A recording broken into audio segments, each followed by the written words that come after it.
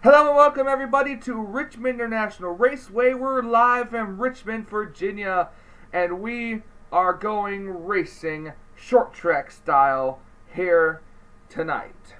Now I am not alone. Joining me up in the booth is driver of the number 52 Mac and Cheese Chevy for their Tweenix Racing, and that's Seth Cole. Seth, thank you for joining me. Finally. Hey, thanks for having me.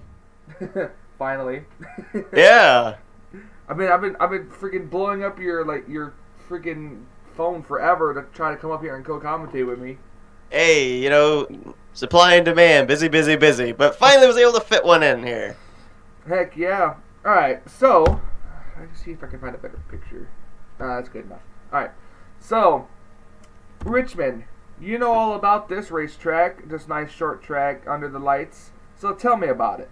Alright, this is what I like to fit into the category of a technical racetrack. And basically, two things you need to be able to conquer a technical racetrack is, one, you need to have a decent handling race car. If your car is not handling to your liking, if it is sliding all over the place, there's no way you're going to be able to get that car to the front, or you're going to wreck your car trying to get to the front. So you have to have a car that you're willing to work with that is a decent handling race car. And secondly, you have to be well experienced in tire conservation. This track uses a lot of brake because of the way that these turns are built.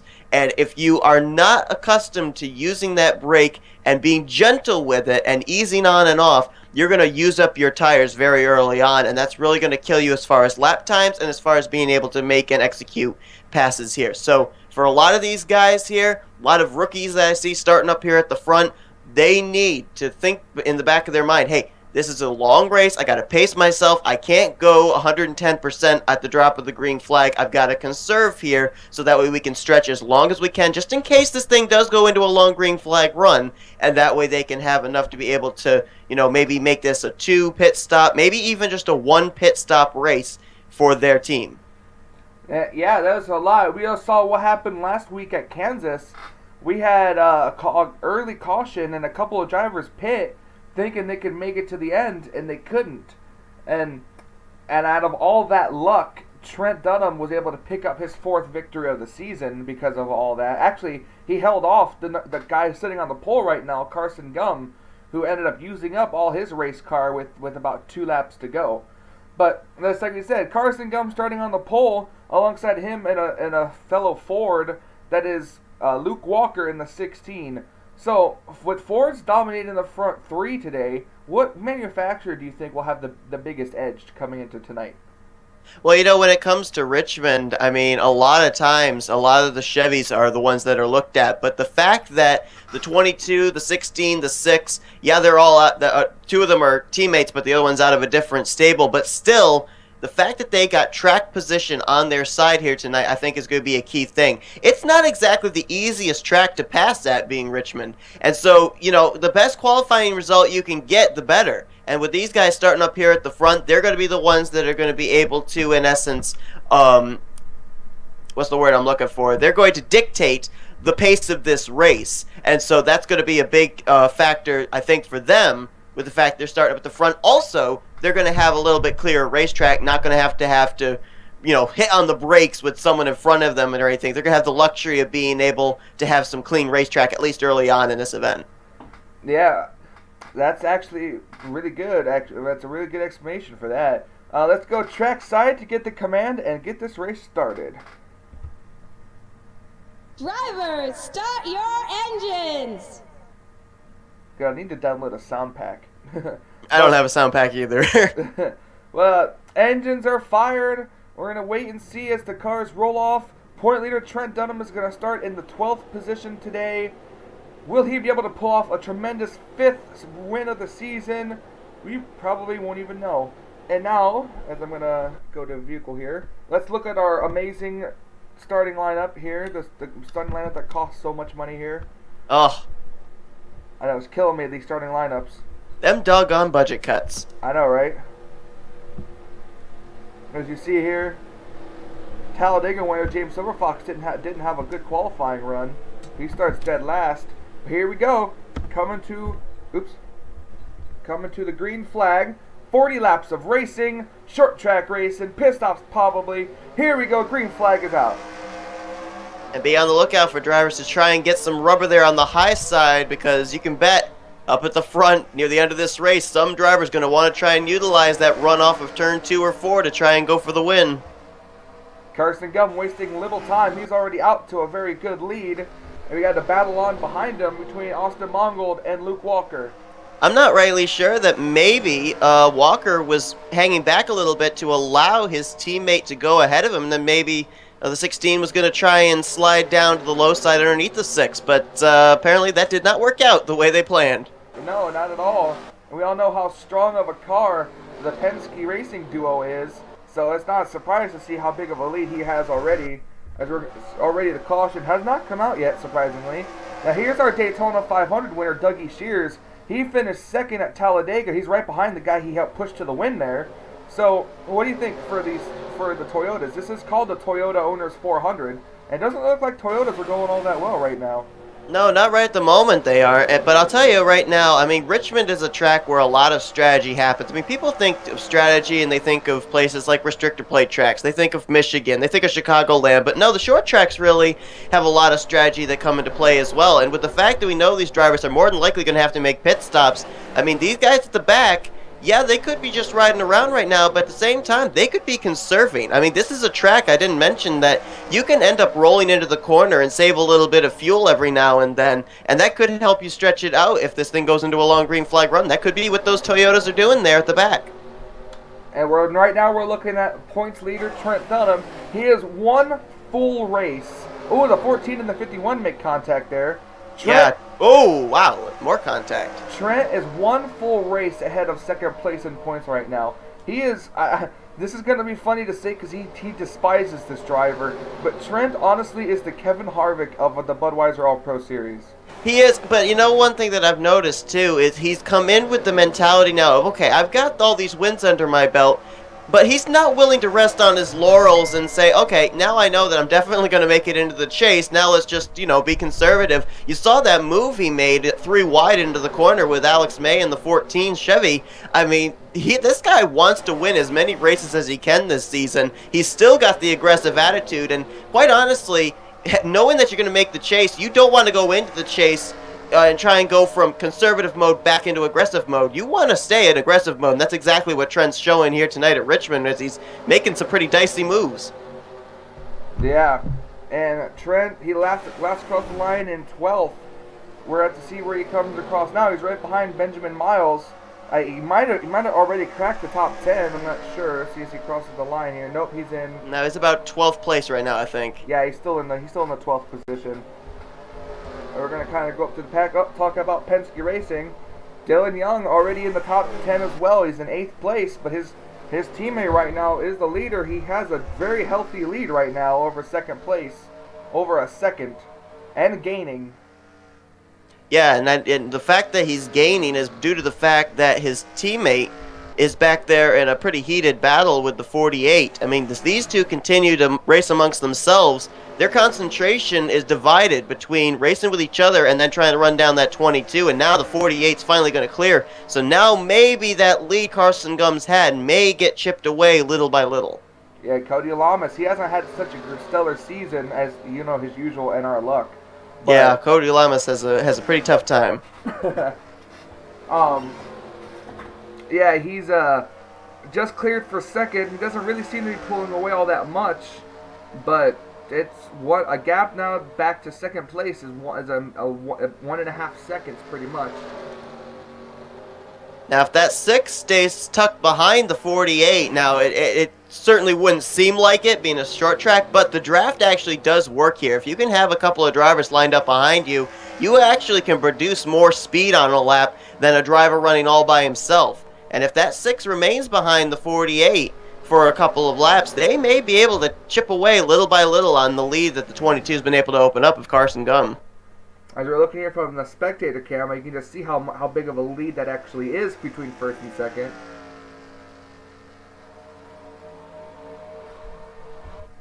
Looking at the time right now, actually, wow, Carson Gum actually holding his own. There was absolutely no change right there between those two. I don't exactly know how that was physically possible. I don't either. How in the world? For some reason, the game says that the 13 of O'Neal Belvin ran a 15.5 second lap. What is it? And the rest of the field running in the low 21s. Okay. What is this, Bristol? Is there some, like, access way to be able to cut through the infield to the other side of the track? Where is that 13 car at?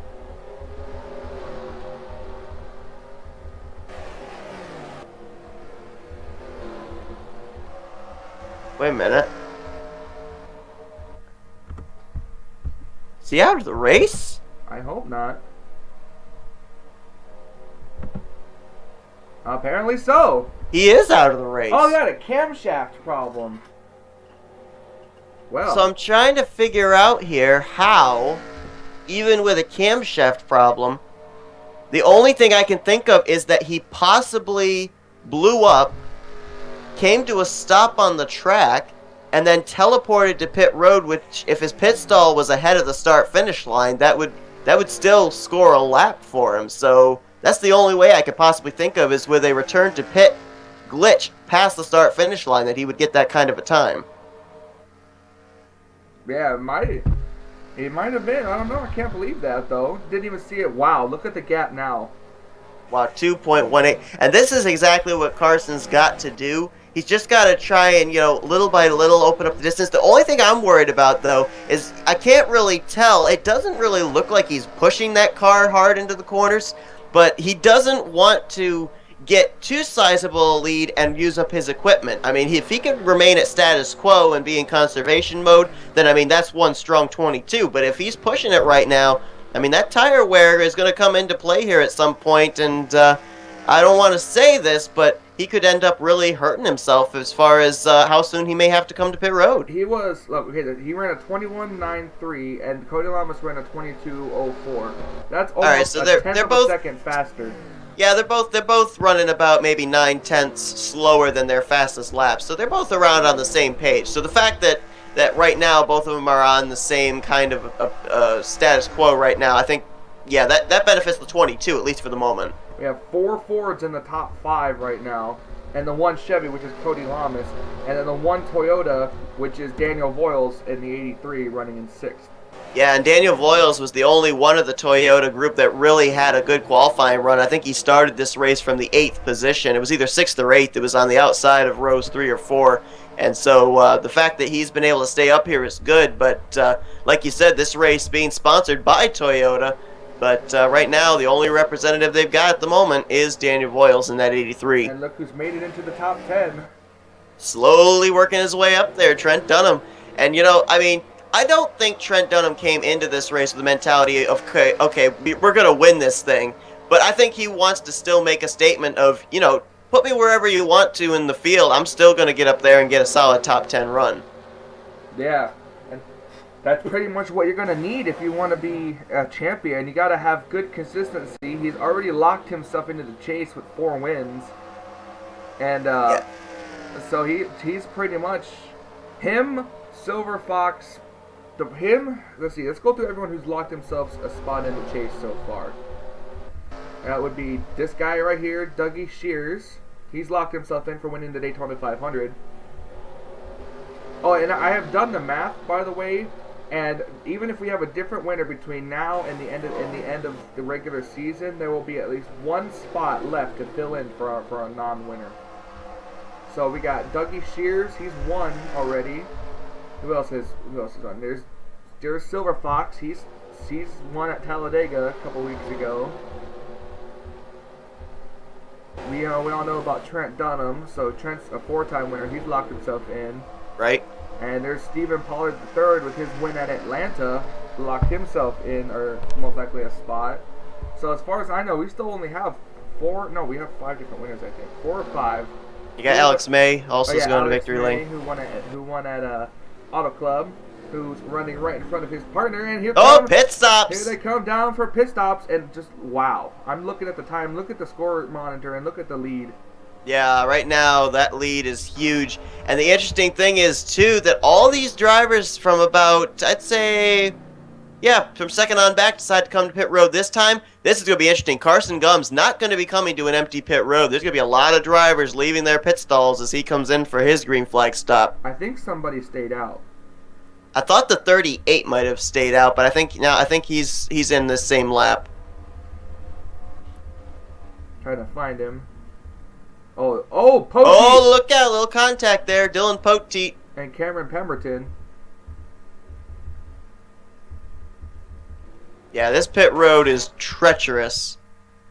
Cody Lamas had a nice pit stop. He got out pretty well ahead of everybody else there, so we'll have to see how he comes out in relation to Carson Gum. Those two right there are the only two that haven't pit yet, I don't believe. The 78 and the 55 Ian Dutta. Oh! Whoa, trouble there for Benjamin Miles. He is stuck sideways. I don't know how this is going to happen here. He was running 7th at the time. Is he actually being serviced? I guess not. There it goes. I guess he just had to teleport. Yeah, and that's a tough break. That's going to put him quite a few laps down. Which shouldn't be that much, though, or it shouldn't hurt him that much. Oh, we might have a new second place unless the 21's a lap. Yeah. So now there's going to be a lap car separating Carson Gum and the 48 of Cody Lamas by the time these cars cycle around. You got to wonder, too, that 21, how much help is he going to be to the 22? We know that the 21 team gets a lot of their help from Penske Racing.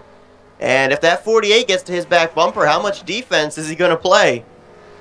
Yeah, I don't know. The 22 has been really strong. Yeah, I'm not even sure if Carson Gum really needs a pick, if he needs any help. I mean, that car's been strong all night. Cody Lamas did just bring it down 2/10 right there.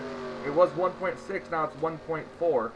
I think the reason for that, possibly, though, is that Carson Gum's running all by himself. The 48's got the benefit of picking the draft up off the 21, so that might be helping him close up a little bit of distance. If he was smart, he'd try to make it to where, oh no, he just picked it back up again, another 1/10. I'll tell you one thing, though, that 22 is starting to catch up to a couple drivers on the tail end of the lead lap. I think Alex May may be one of them, so I don't know if Carson's going to catch these guys, but if he does, that could be beneficial for Cody Lamas. But the only problem is hitting the stripe. We've got 8 laps to go. Time's running short. Yes, 8 laps to go at Richmond in the Toyota Owners 400, and we have actually every make in the top 3 right now. We have a Ford that's leading, a Chevy that's second, and a Toyota that's third. It's really down just to the front too, because in a way, because we got the 22 leading, and then the 48 is only actually still closing the gap. But and then the 83 is over 4 seconds behind the 48 car. Yeah, I mean, Cody Lamas right now, this is do or die. Oh, but it was a spin in turn 4. And there's no caution. I don't know, who was it? Who has the damage?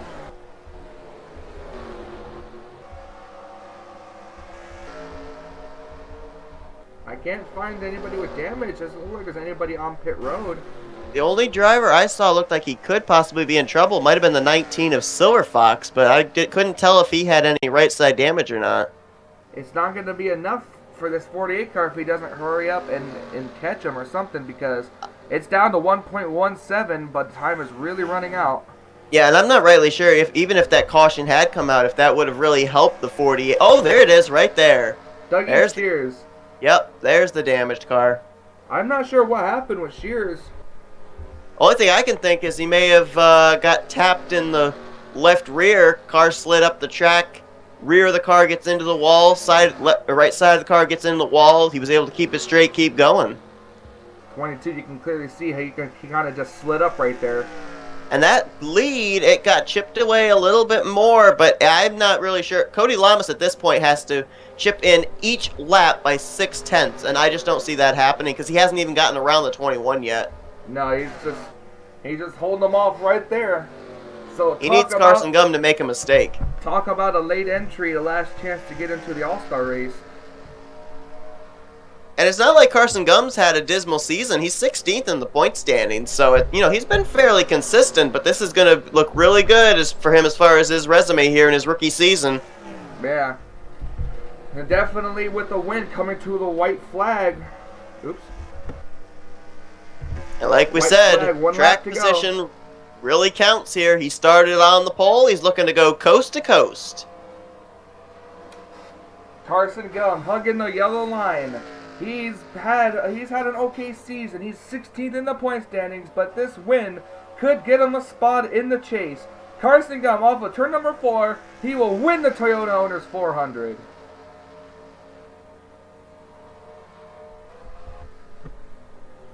Not a bad way to start out the first half of the season in a way. Well, yeah, I think there's only, There's only like 20, I think, regular season races. So yeah, first half of the season, not a bad way to end it with a win. Quite a statement too. I mean, I don't think that 22 car or team made a mistake all race long.